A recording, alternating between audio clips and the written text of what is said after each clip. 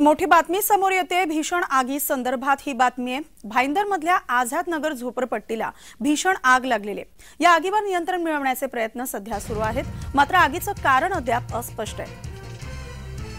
आगीत सध्या तरी कोणतीही जीवितहानी झाली नसल्याचं वृत्त समोर येते, मात्र ही आग नेमकी कशामुळे लागली याचं कारण अद्यापही स्पष्ट झालेलं नाही। भाईंदरमधल्या आझाद नगर झोपडपट्टीला ही भीषण आग लागलेली आहे।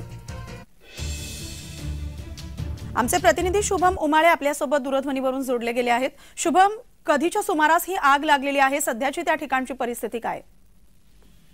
अगदी बरोबर, बघायला गेलं तर खूप भीषण आग लागलेली आपल्याला पाहायला दिसून येते। भाईंदरमधील आझाद नगर या ठिकाणी ही आग लागली आहे आणि एक अशी प्राथमिक माहिती मिळत आहे की इतकी लोक आहेत। पहाटेच्या दरम्यान ही आग लागली होती आणि त्यामुळे खूप मोठा एक अशी भीतीचं वातावरण आहे की किती लोक त्यामध्ये अडकले असतील आणि किती प्रमाणामध्ये नुकसान झालं असेल। ही आग कशी कारण अद्याप समोर नाही आलेला आहे, पण लोक मात्र आतमध्ये तिथे पहाटेच्या वेळेस लागली होती, लोक झोपलेली होती आणि त्यावेळेस ही आग त्या ठिकाणी लागली आहे।